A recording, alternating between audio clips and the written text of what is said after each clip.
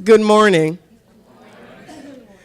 My name is Anitra Johnson. I am Vice President for Communications and Marketing at the UT System, and I am always delighted to have the opportunity to introduce a kindred spirit in the profession. I'm especially excited today to introduce our current speaker because I have heard that she is one who will continue to be in the forefront of conversations like these across the country and will be an increasing presence in the realm of higher education leadership and training. Director of Communications for the Office of Equity and Diversity at the University of Minnesota, Ms. Anitra Cottledge previously served as Assistant Director of the university's Women's Center, where she was responsible for not only coordinating leadership development initiatives and educational workshops for undergraduate and graduate students, but also for coordinating communications and outreach. With research and professional interests that include race, women of color in higher education leadership, vocation and career pathways, and the uses of social media and social justice movements, among other things that you'll see listed in your program. She has earned her master's degree from the University of Minnesota in Educational Policy and Administration. Along with being recognized as a remarkable writer and teacher, she is also an award-winning professional. Among her awards and recognitions include a 2011 Women's Center Award from the National Women's Studies Association, declaring her an emerging leader. Well, ladies and gentlemen, by all accounts, she has emerged.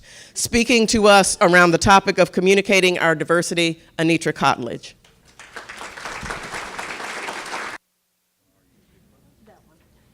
Perfect, yes.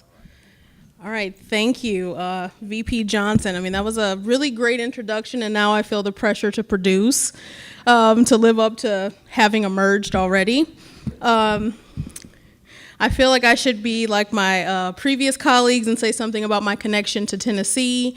Unlike them, I have no connection to the state of Tennessee. I'm enjoying my time here, but I was born and raised in Detroit. Are there any Detroiters? Okay, yes. Hi, my people.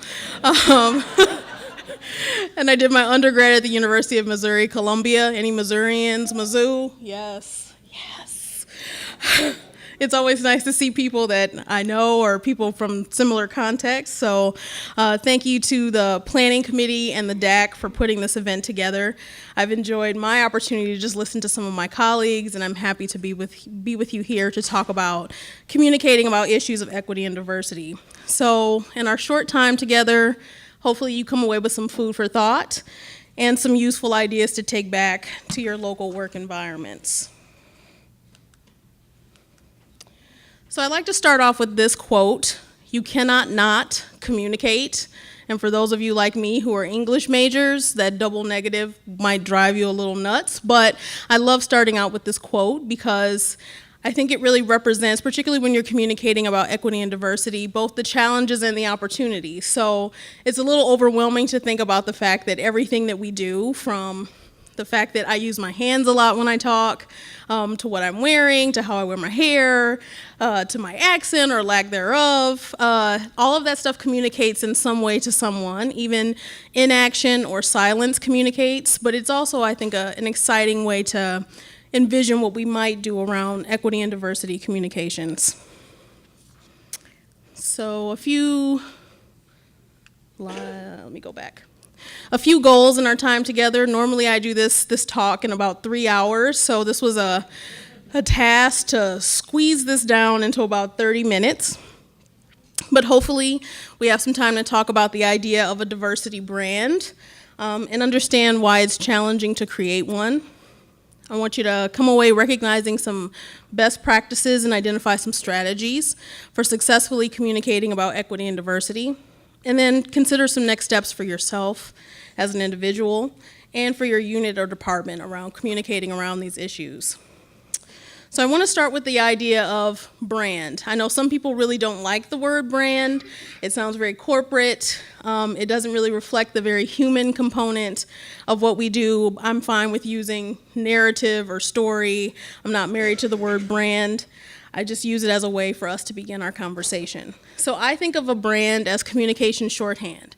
So all of those things that we subconsciously and often very quickly associate with an organization, a product, an office, based on our experiences and our perceptions.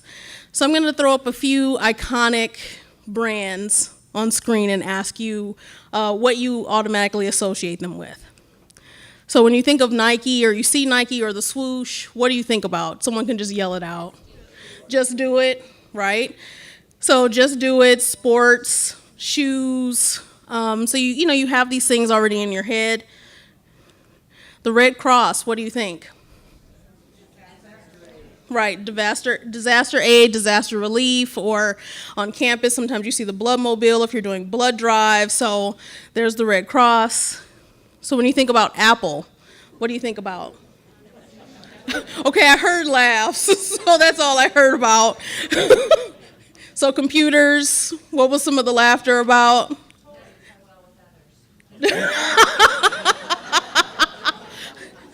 Wow, shade, doesn't play well with others. Okay. I have a funny story about Apple. I mean, when I think of Apple, and I admit I'm an Apple person, so I switched from PCs. Yay! I switched from PCs about 8 years ago and haven't looked back. And so I went to a mall recently, and in the mall, there's both an Apple store and a Microsoft store, and they're fairly close to each other. And when I think about an Apple store, I think about, the sleek design, all the products have a certain look to them, very personalized customer service. And I went to the Microsoft store, and it was exactly like the Apple store. I mean, there were things in the way that they had designed the store and designed the experience that I immediately recognized as being sort of an Apple derivative.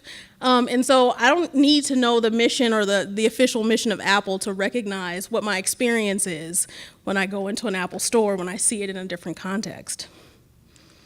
Starbucks, what do you think? Coffee, more laughs. I'm picking very funny brands today. So with Starbucks, you think coffee, whether you like the coffee or not, or you might think of the fact that there seems to be one on every corner. At least that's how I feel about it. And so I just point this out to talk about, we have these associations with brands, sometimes positive, sometimes negative, and that extends to when we start talking about diversity brands. So how many of you are familiar with Starbucks campaign called Race Together, by a show of hands? Okay, a good amount. So Starbucks, maybe mid-March of this year, had a campaign where you would go into their stores and the barista would hand you your caramel macchiato and it would have hashtag Race Together. The idea behind this was to spark conversation about race. And this campaign lasted for about a week, and it got enormous backlash. So some of you may have heard about the backlash. The other thing that happened when you went into the Starbucks store was there was this little publication called Race Together. And it was full of all of these statistics and questions about race. So on the back it says, your race relations reality check. So it has these questions that you're supposed to answer. In the past year, I've been to the home of someone of a different race blank times. Blank members of a different race live on my block or apartment building. In the past year, I've eaten a meal with someone of a different race blank times. So as you can see from the tweets that are up here, you can Google Starbucks, Race Together, snarky tweets, and those and many others will pop up. So, one guy is saying, this is the worst in white liberalism. And then there's also some really sarcastic ones, like if only Selma had put in a Starbucks. Would we be in a different place? I think the issue is that on the one hand, there's a logistical issue, so I get my caramel macchiato with soy, of course. And when am I supposed to have this conversation about race with the barista? Right then? What if there's 12 people behind me? Am I just supposed to take it and then talk with someone else? So I think there was a lack of clarity about what are we supposed to do with this? And as one of my other colleagues said, the problem was they wanted to talk about race without talking about racism. So they just wanted you to answer these very individualized questions without you having to think about systemic issues of oppression. So whether you like the Starbucks campaign or not, now it's part of their brand. So when Starbucks now has other conversations about diversity, we have this as a reference. So now whether they improve upon this or not, this is just part of the brand. This is part of the conversation. So why does diversity branding matter? Excuse me. So it enhances your connection or engagement with your constituents. It promotes your mission or vision that you have for your organization. It showcases your recognition or points of pride. And I do want to pause here and say, I feel like we don't do enough usually. Most institutions, most departments don't do enough around showcasing those points of pride. We tend to be pretty reactive when it comes to diversity work. But how do we get out and proactively start talking about the things that we're doing really well? So it helps you create some clarity and some focus for your work. It sets you apart from the competition. So often brands, that's sort of how they function, is to talk about what makes you unique. And it provides your business value, which often people don't think about, but is a very important part of having a diversity brand. So some challenges, because I think if this was that easy, we'd all be doing it and we'd all be champs at it, but it does come with some challenges, I think. In higher ed, particularly those of us who do work around equity and diversity, we have a lot of hats that we're wearing at any given time. So we're doing trainings, we're doing programs, we're supervising people, we're doing advocacy work, policy work, governance. I mean, so the list goes on. So there's a lot going on which keeps our work very fresh and interesting, but isn't without its frustrations. So on the day-to-day, we're focused on those management tasks that we have, those initiatives that we're running. And that leads to a greater need for communications infrastructure and greater capacity. And there's little time, because of those first two reasons, for effective communication. So we're doing things sort of piecemeal, ad hoc, on the run. We can be very focused on event marketing, which is great, but that needs to be part of a larger strategy. And then there's lack of clarity around what are our key messages and our goals. And so that also comes with building some kind of key strategy. Some general best practices, which there's a sheet on the table, the registration table, that delves further into all of these. I just knew I wouldn't have time, so I encourage you to pick up the sheet on the table to take with you that has more tips about some of these practices I'm going to go into. Some general best practices: be mindful of your audience or your audiences, and the methods that you use to communicate with those audiences.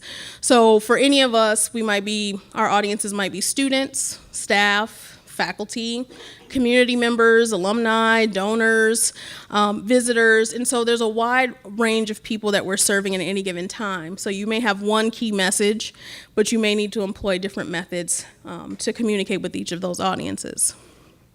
Carefully consider your responses to biased or offensive communication. I think Chancellor Black really gave a great example of what happened at UMD and how the campus responded to something that was offensive and hurtful to a large part of its population. And pay attention to language. Language is a tricky thing. It's always changing. It moves very quickly. And I put this photo here for a couple of reasons. This photo is part of a project called the Identity Project.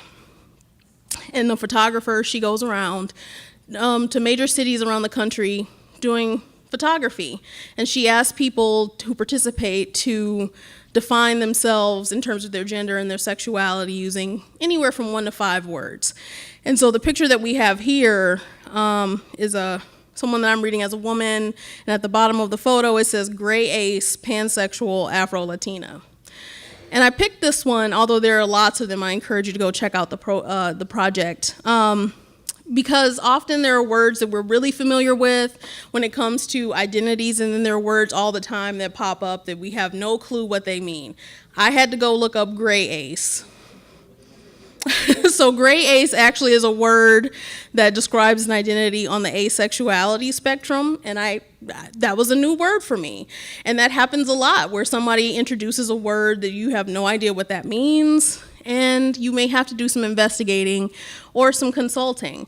And that's the other reason why I brought this up. I mean, I think we always need to consult about language. There's a colleague of mine who's an American Indian, and she often gets the question, so should I use American Indian or should we use Native American? What word is the right word? And she talks a lot about how there really is no, between those two anyway, no right answer. She said, well, if you can, or if you know it, use the tribe or the nation of the person that you're referring to. American Indian works for our campus because we have a Department of American Indian Studies, so that could be one clue about how you might want to use language. But you can consult with a lot of different folks, but the point is to be in consultation with folks and to remember that communities and individuals have always self-defined, which makes, again, our work really interesting, but not without its challenges, right? So I want to spend the bulk of my time talking about 4 strategies for communicating our diversity. And I'll call them the 4 C's just for purpose of organization.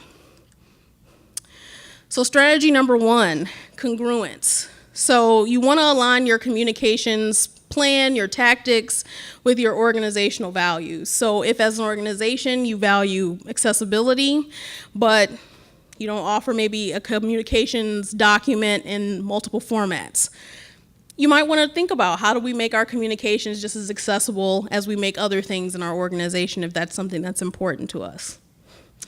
Congruency informs authenticity, which is a really important thing to keep in mind. That's what the audience is looking for.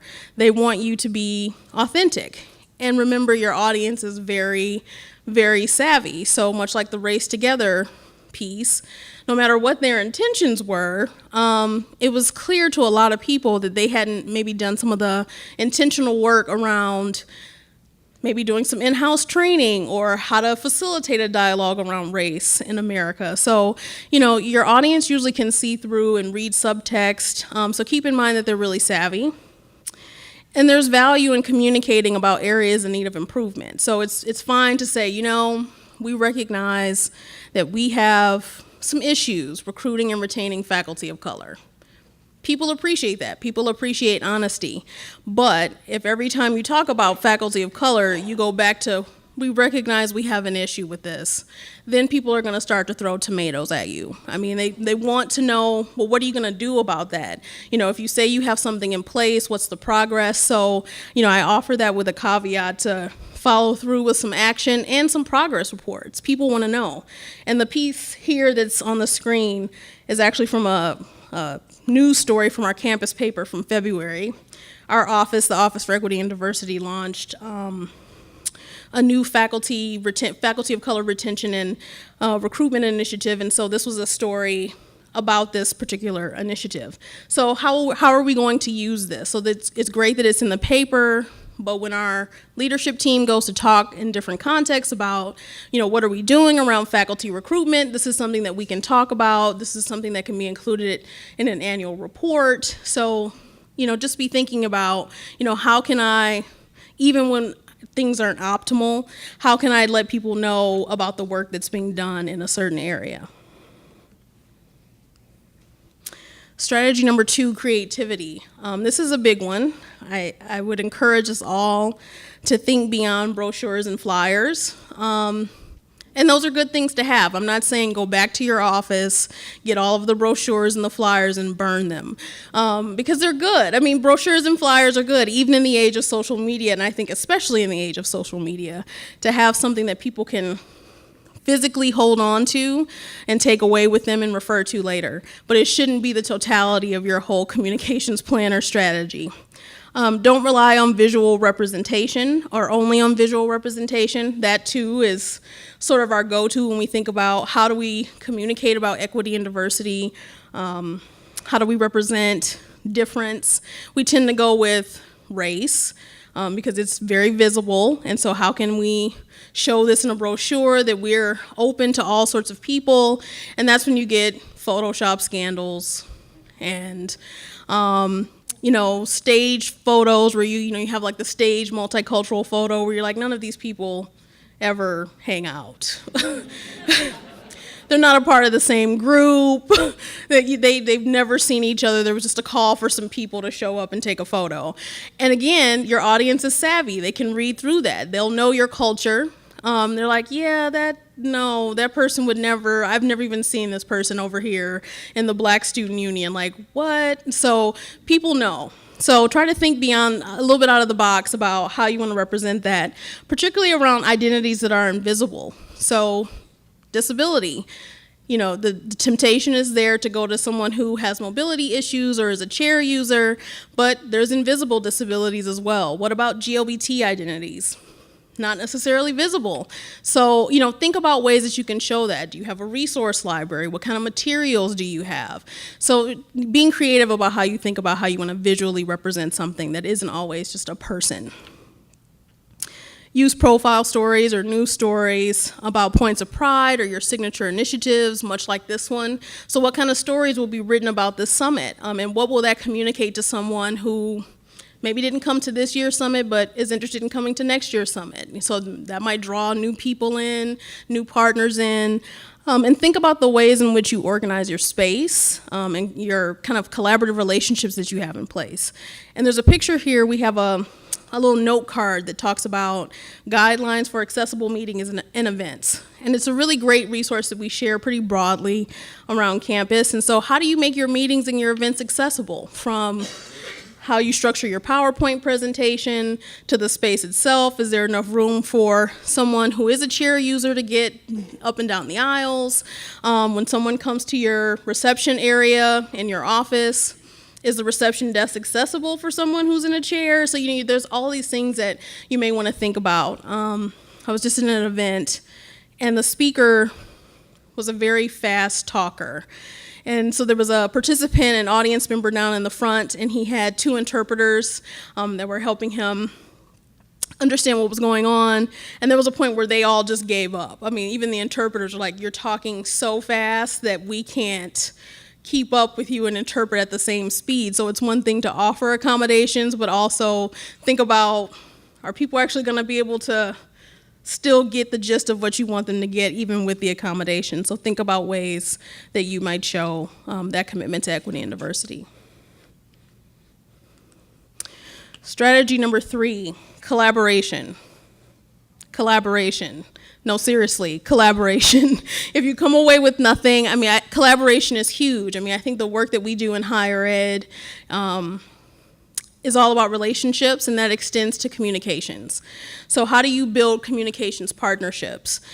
So you want to develop some relationships with key stakeholders. So that could be VP Johnson as your sort of central communications office. In our institution, we have University Relations, which is our central PR, media relations office.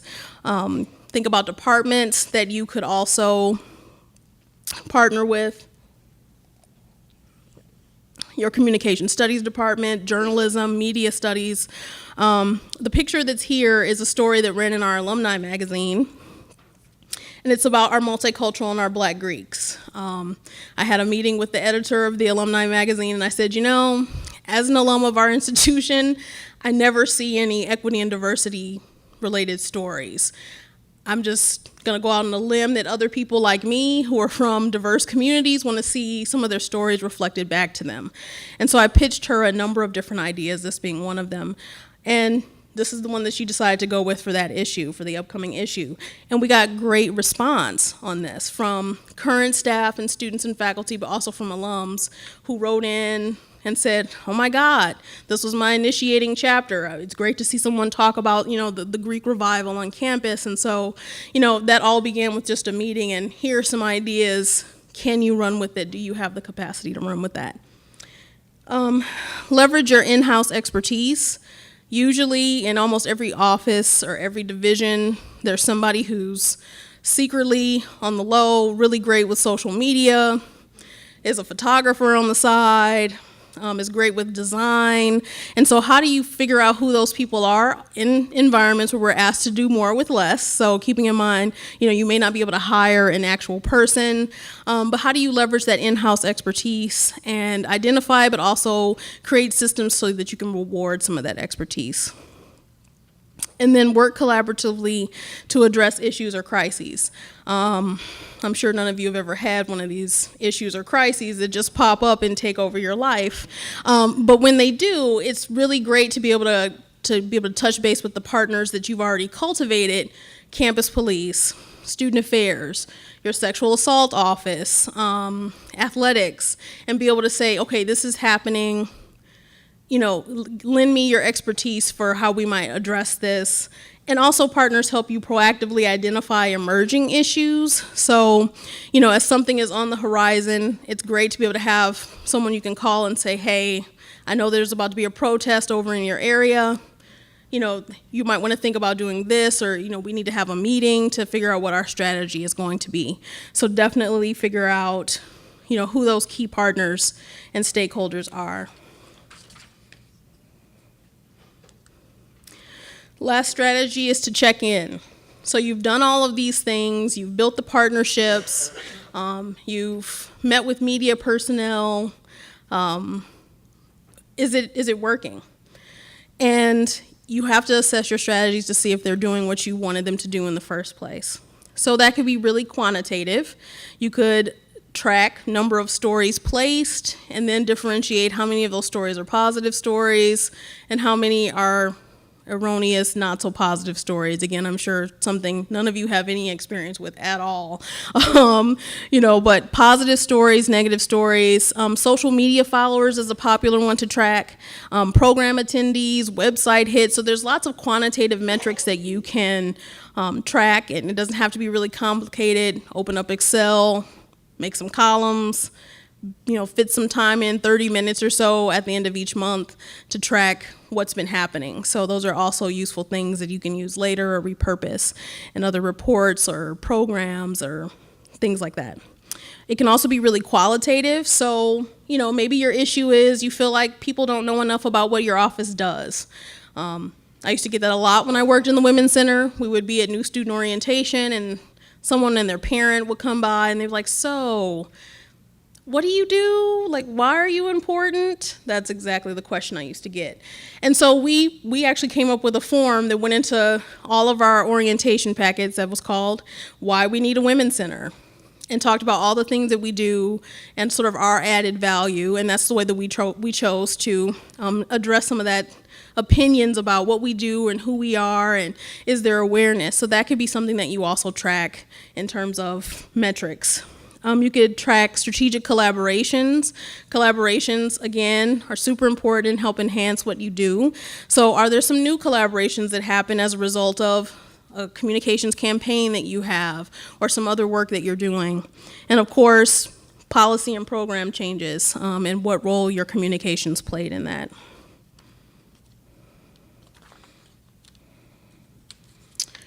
So, in review, those 4 C's, being congruent with your organizational values and mission is super important. Explore creative ways to tell your diversity story. And then build those relationships with collaborators and try to factor in some time to nurture those and not just go to those folks when something has exploded.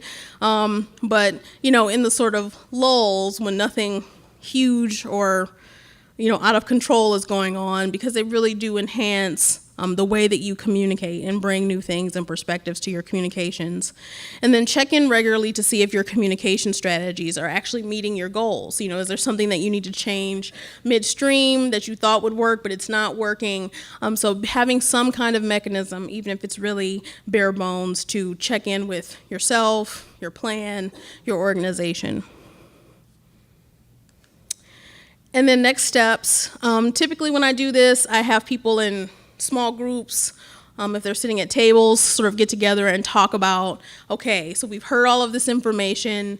What are we going to do with this? How are we going to take this back to our environments? And so I'll just leave these here as questions that I would encourage you to think about as, we wrap up, and then also as the summit ends today, how can you take this beyond the summit?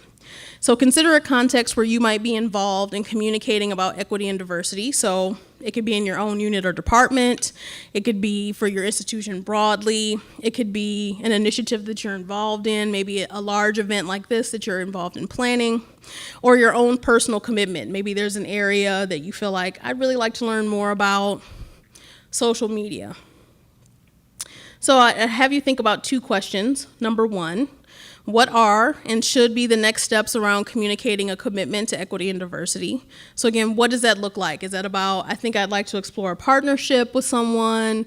I think I'd like our leadership team to get some media training.